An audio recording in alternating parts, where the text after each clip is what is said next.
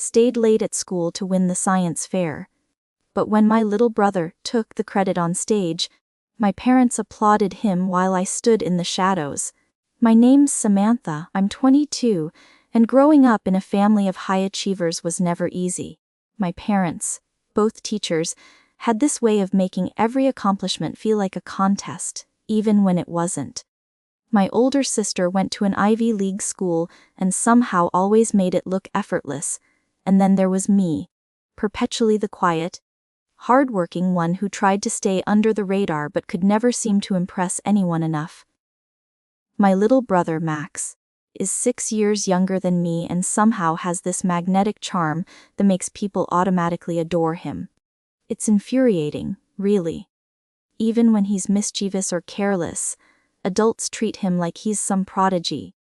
I should have known that nothing I did would ever be straightforward when it came to this family dynamic, but I'd hoped at least my hard work could earn me one shining moment. That moment, I thought, would be the regional science fair.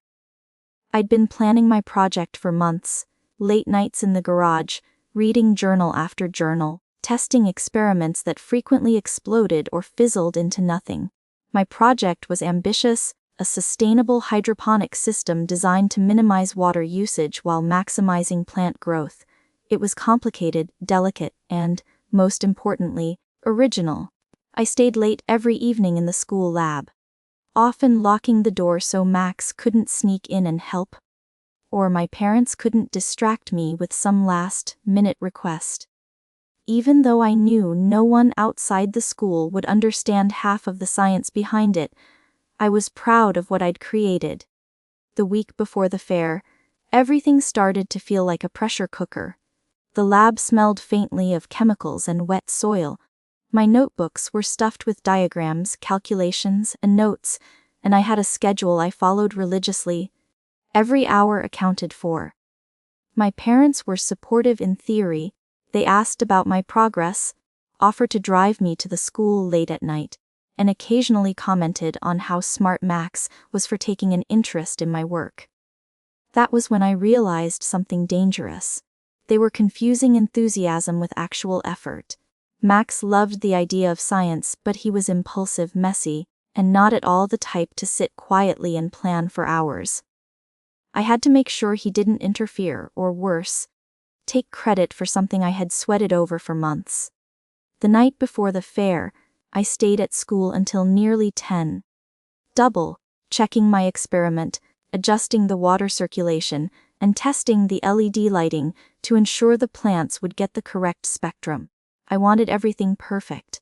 I wanted the judges to see the hours, the trial and error, the absolute devotion I had put into this. When the janitor finally came to tell me it was time to leave, I locked up my project, carried it carefully to my car, and drove home silently, my brain still buzzing with calculations and potential presentation scripts. I barely registered Max asking where I'd been. My parents were tired, too, collapsing onto the couch after dinner, oblivious to the late night I'd just endured. The next morning, I arrived at the fair early, hauling my setup down the long school hallway with the wheels of my cart squeaking against the tile. I greeted other participants with polite nods, checked my equipment one last time, and memorized my spiel. I knew the judges would grill me on the water cycles, the nutrient ratios, the LED lighting choices, and I was ready. Every detail, every tiny adjustment I had made, had been logged and prepared for this exact moment. I could almost taste victory. Then Max appeared. He waltzed in wearing a slightly oversized blazer I had borrowed from my dad for him to look serious, a boatie that kept sliding crooked, and a smile that could melt ice. He didn't ask permission to touch anything, didn't offer to help in any careful way. He just started moving pieces around, pointing at things and exclaiming, "Wow! This is amazing!" He was charming, of course. He said all the right things, asked questions that made the judges nod and smile, and somehow made my complex hydroponic system seem like the simplest, most magical invention in the world. I bit my tongue, tried to keep calm, and reminded myself that the judges would see through it. My project, after all, was too intricate to be faked or oversimplified. Hours passed. People toured the exhibit, the judges scribbled notes, and parents snapped photos. Max pranced around like a tiny ambassador for science, laughing with other students and charming the volunteers, while I hovered quietly in the background, correcting minor misalignments in the plants and equipment, making sure nothing broke, and silently seething as the judges repeatedly asked Max questions. Every time I opened my mouth to answer, Max would jump in with a bright smile, answering in ways that were sometimes correct, sometimes mostly guesses, but always delivered with a confidence I couldn't match, because his parents, or anyone else, really, were too busy smiling at him to care whether the details were accurate. Finally, the award ceremony came. We were all herded into the gym, the fluorescent lights buzzing overhead, banners hanging from the ceiling. The principal took the stage, smiled, and began reading the results. I tried to calm my shaking hands as the envelope was opened. 3rd place, 2nd place, and 1st place in the regional science fair goes to Max Carter. The room erupted. Applause, cheers, camera flashes. My parents jumped to their feet, clapping the loudest, beaming as if their 6-year-old prodigy had accomplished something monumental. And Max, he was grinning from ear to ear, holding up the certificate like a trophy, completely oblivious to the fact that the project he was being praised for was mine in every meticulous, painstaking detail. I stood in the shadows, my heart hammering, my stomach twisted into knots. Part of me wanted to laugh at the absurdity, how easily charm could overshadow diligence. Another part wanted to cry, to scream, to rip the certificate from his hands and shout the truth at the crowd of cheering parents and judges. But I didn't. I just stood there, silently watching as my little brother took the credit for the countless hours I had spent in labs, late nights, and lonely weekends. When the crowd eventually quieted down and Max gave a short, charming acceptance speech, thanking the teachers, the volunteers, and somehow even the plants themselves, my parents came over to hug him, completely ignoring me. I smiled politely, feeling the familiar pang of invisibility that had accompanied me my entire life. Nobody noticed my clenched fists, my damp eyes, or the way my shoulders shook slightly from holding back tears. They only saw the happy little boy, the talented, younger sibling, the one who could do no wrong. And in that moment, I realized something devastating. Sometimes, the world doesn't reward hard work. Sometimes it rewards charisma, timing, and the ability to be in the right place with the right attitude. My pride in the project, the long nights, the stress, the precision, it all felt irrelevant. Max had the spotlight, and I was invisible. I left the gym that day quietly, carrying my project back to my car, my certificate of participation clutched in my hand. I smiled at my parents when they asked if I was okay, and I nodded. But inside, a fire was growing, a determination that I would let my work go unrecognized again. I wasn't going to stay in the shadows forever.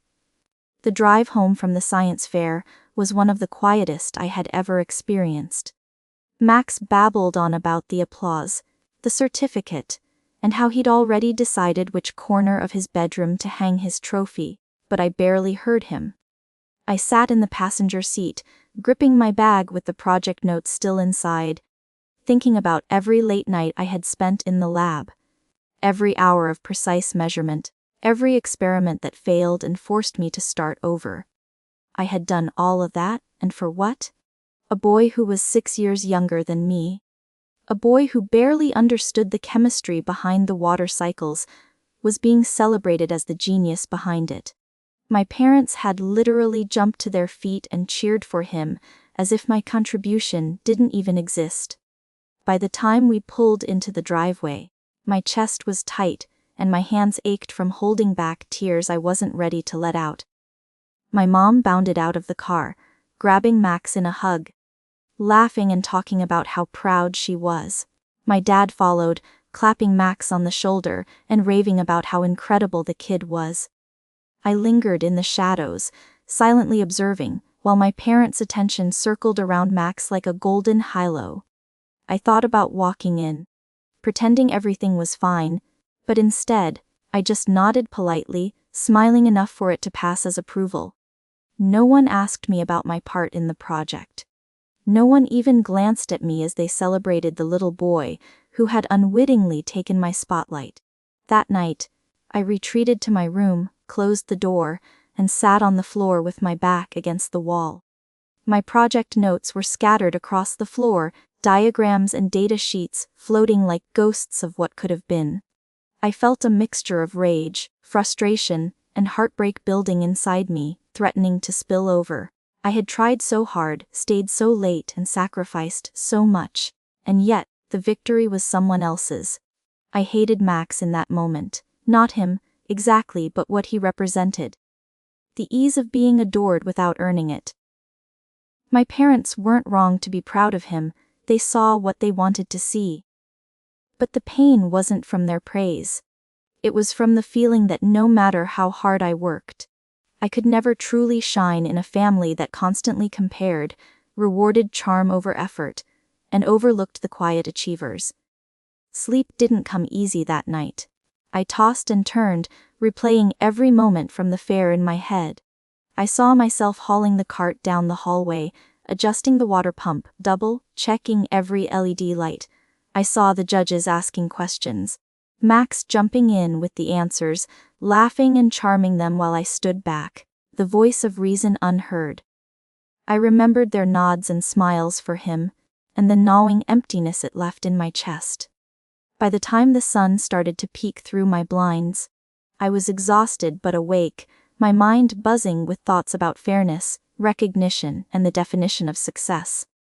Over the next few days, I tried to return to a normal routine, but everything felt different. Even at school, I could feel the invisible lines of judgment and admiration drawn around Max. Teachers mentioned his name to my parents when discussing the science fair, and classmates came up to him asking questions, not me. My parents kept their praise subtle with me, patting me on the shoulder or offering generic, "good job" remarks, but the warmth, the excitement, the validation, they had reserved all of that for Max. I realized then that this wasn't just about the science fair.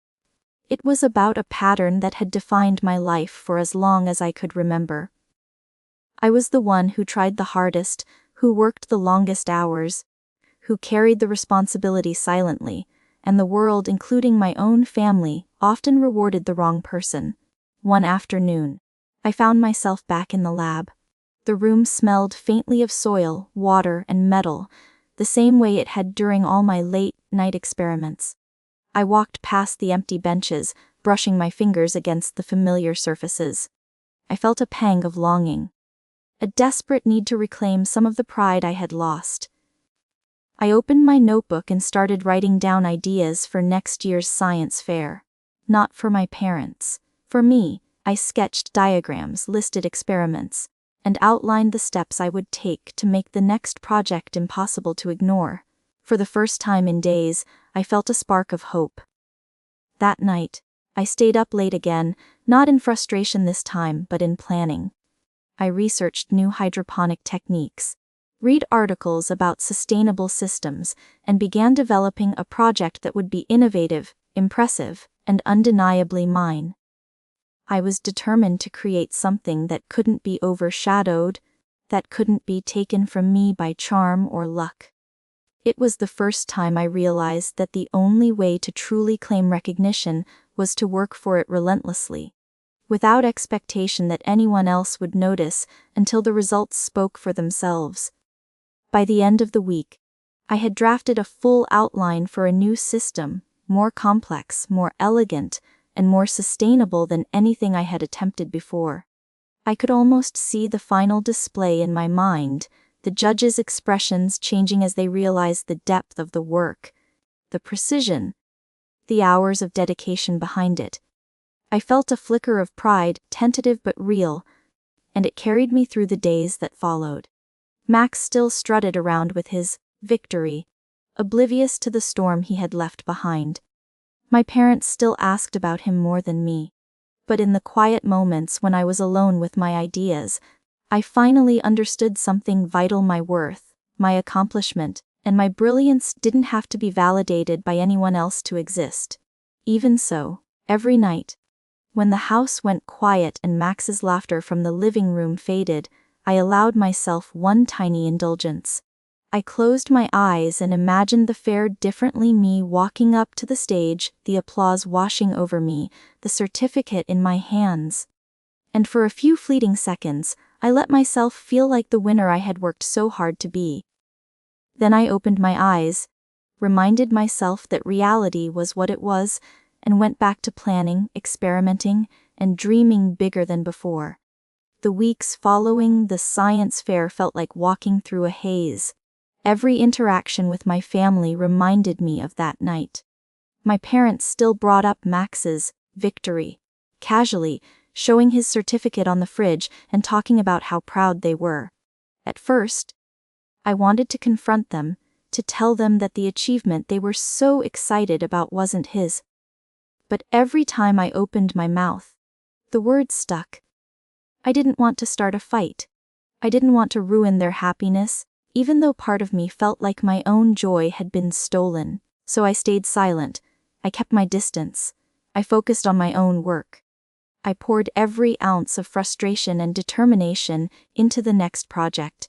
I knew that if I wanted the recognition that had been denied to me, I had to make something impossible to ignore. Every evening, after Max had gone to bed, I would slip into the garage or the school lab and experiment. I built a new hydroponic system, this one integrated with IoT sensors to monitor water quality, nutrient levels, and plant growth in real time. It was technically complex, and I documented every stage meticulously. I kept journals filled with diagrams, formulas, and notes about each experiment. Every night I stayed late, the sense of satisfaction slowly returned. It was mine, every bit of it. Meanwhile, Max continued to bask in the attention from the previous fair. His questions were often superficial, and his knowledge limited, but people still fawned over him. Teachers, parents, even other students treated him like a mini scientist, praising his enthusiasm rather than the depth of his understanding. Seeing this repeatedly frustrated me at first, but then something shifted. I realized that the envy I felt could either consume me or fuel me. I chose the latter. I would let him have the spotlight for now, but next time, the work itself would speak so loudly that no one could ignore it. By mid-fall, I was ready to submit my project for the next regional competition. I had improved every aspect. The design was sleek, the sensors worked flawlessly, and the system was fully automated. I had also created a presentation that explained the scientific principles behind it clearly but didn't oversimplify, something that I hoped would impress the judges and demonstrate the seriousness of the work. Unlike before, I was not relying on anyone's validation. I had built something that reflected my skills, my ingenuity, and my dedication. The day of the second science fair arrived, and I set up my project early as usual. The room was buzzing with activity, students showing their projects, parents snapping photos, judges walking around asking questions. Max had shown up again, as expected, carrying his signature charm. He glanced at my display and made a casual, "Wow, that's cool," before dashing off to greet other students. I didn't begrudge him the enthusiasm. This time, I didn't need anyone's approval to feel the pride that radiated from the project itself.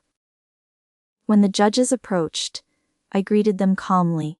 They asked questions about nutrient ratios, water circulation, light spectrums, and plant health. For every question they asked Max at the previous fair, I had now prepared a detailed answer that left no room for ambiguity. Every measurement, every adjustment, every improvement I had painstakingly documented was now on display. I demonstrated the IoT monitoring system, showing live data on the tablet interface, explaining how it could be scaled for community gardens or urban farming projects.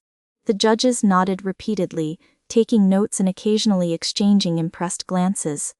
I noticed Max trying to engage the judges, leaning in, smiling and offering explanations, But this time I didn't let him interrupt. I answered each question confidently, making it clear that the project belonged to me. Max eventually shrugged and drifted away, accepting that his charm alone wasn't enough to overshadow the complexity of my work. For the first time, I felt the satisfaction of being seen for my own abilities, not someone else's perception of them. By the time the awards ceremony rolled around, I wasn't nervous. I didn't need validation to know that I had done something extraordinary. When the principal announced the winners, third place, second place, and then first, I heard my name, Samantha Carter. My heart leapt. The crowd erupted in applause, and this time I was standing front and center. My parents rushed forward, their faces lighting up with pride, not just for Max, not just for enthusiasm, but for me, for my hard work, for the brilliance that had gone unnoticed the previous year. Max clapped beside me, grinning, but the difference this time was unmistakable. The recognition was for me. He shared in the joy, yes, but the spotlight was mine. Every late night, every moment of frustration, every ounce of invisible effort had culminated in this moment. I accepted the certificate and trophy, feeling the weight of months of dedication transform into pure, unfiltered satisfaction. After the ceremony, my parents hugged me tightly, their words overflowing with admiration. "We're so proud of you," my mom said, tears in her eyes. Wynn knew all that work would pay off. My dad nodded, ruffling my hair. Max hugged me too, still smiling, and for the first time, it wasn't a reminder of my previous invisibility. He was happy for me, genuinely, without realizing that last year's spotlight had been a shadow I had to claw my way out of. That night, as I placed the trophy on my shelf, next to the certificates from previous years, I felt something I hadn't felt in a long time, a deep sense of accomplishment. The world hadn't overlooked me this time. My efforts had been recognized, not through charm, luck, or accidental charm, but through the relentless dedication I had poured into my work. I realized that recognition isn't about being seen by everyone at every moment. It's about creating something so substantial, so undeniable, that even the most dazzling distractions can't overshadow it. The lessons of the past year stayed with me. I had learned patience, resilience, and the importance of self-validation. Max remained the charming little brother, still adored, still getting attention effortlessly. But I no longer measured myself against him. My success had proven that substance outweighs charm, diligence outweighs luck, and the quiet achievers, those of us who stay in the shadows, can rise to claim our moment in the light when we refuse to compromise on our work. The weeks after winning the science fair were surreal. Suddenly, people I had never interacted with before were approaching me. Other students asking questions about my project. Teachers from different departments commenting on how impressed they were, even local news outlets wanting to cover the story. I realized, in a way I hadn't before, that recognition didn't just bring validation, it opened doors. My confidence, which had always lurked quietly beneath a layer of self-doubt, began to grow. I walked a little taller, spoke a little louder, and didn't feel guilty about it. I had earned it, and I would let myself enjoy it. My parents, too, seemed to shift their perspective. Where previously they had praised Max's enthusiasm above my diligence, now they were explicitly acknowledging my effort, my patience, my intelligence. My mom started leaving small notes in my room. "So proud of your dedication," or "Your creativity amazes me every day." My dad would call just to ask me to explain some new aspect of the hydroponic system. Genuinely curious. It was strange at first, almost uncomfortable, because I was so used to being the quiet achiever, that the one whose accomplishments went unnoticed. But gradually, I allowed myself to feel proud in a way that didn't require minimizing Max or apologizing for taking attention for myself. Max, too, changed. At first, I had worried he'd resent me, that he'd feel jealous, or even that he might deliberately try to overshadow me again. But something about watching me rise into the spotlight without anyone tearing him down, seemed to shift the dynamic. He began asking questions, not to steal the limelight, but out of genuine curiosity. He wanted to understand the technology behind the hydroponic system, the data collection, the automation.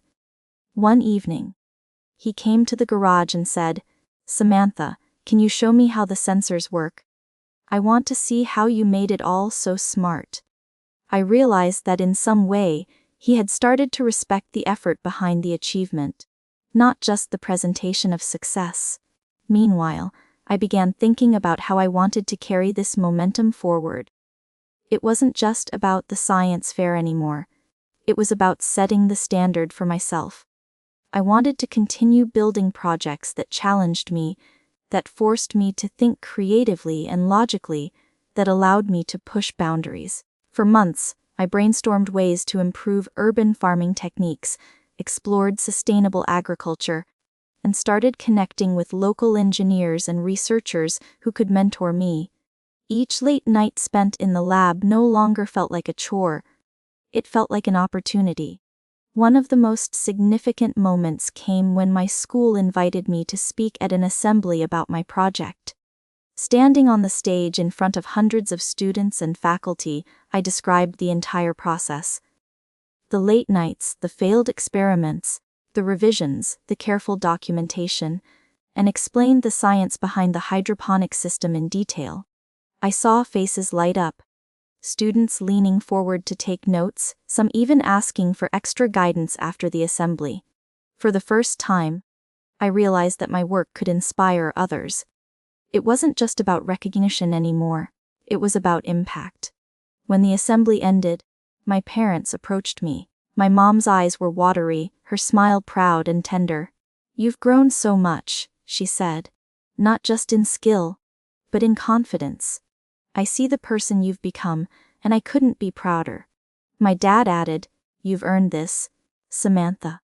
Your dedication and intelligence are undeniable. Keep pushing yourself, because you're capable of incredible things." Their words, unlike before. There was no comparison, no projection of expectations onto Max or anyone else. Just recognition of me, my work, and my growth. In the months that followed, I continued refining the hydroponic system and even submitted a paper to a regional science journal. I collaborated with a few local schools to pilot small-scale versions of the system, teaching students how to maintain sustainable growth cycles and measure results using sensors. Each time a student grasped a concept I had struggled with myself or achieved a small success under my guidance, I felt a sense of fulfillment that went beyond trophies or applause. This was the reward of dedication, influence, education, and the knowledge that effort could inspire more than just temporary admiration. Max continued to be Max, charming, excitable, and occasionally oblivious, but our relationship shifted. Instead of seeing him as competition or a reminder of past injustices, I started mentoring him in small ways, guiding him to focus on real understanding rather than superficial charm. There were moments of tension, of course, but slowly, he began to show a genuine interest in learning and applying himself. In a strange way, the shadow that he had once cast over my success became a bridge for growth, both for him and for me. Looking back, I realize now that the science fair wasn't just a competition, it was a turning point. It taught me the value of perseverance, and the importance of self-validation, and the reality that recognition doesn't always come immediately. Sometimes, it comes only after you've built something undeniable, after you've proven to yourself that your effort and skill are real. I had learned that the applause from others is fleeting, but the pride in your own work lasts a lifetime. Now, when I see my little brother excitedly explaining his own projects or asking me for guidance, I feel a mixture of pride and compassion. I no longer resent the way the world, or my family, sometimes prioritizes charm over diligence. Instead, I focus on cultivating skill, discipline, and resilience in myself and in those around me. The shadow of being overlooked may never fully disappear, but I've learned to stand firmly in the light, knowing that my accomplishments are mine and mine alone. Every late night, every failed experiment, every moment of frustration, it all built me into someone capable, confident, and unshakable. Max may have once stolen the spotlight, but I have learned that light doesn't belong to anyone but those willing to work for it. And from now on, I intend to keep shining, unapologetically, in the ways that matter most. What do you think about this story? Did you expect this ending? Let me know in the comments below, and don't forget to like this video if you want to see more.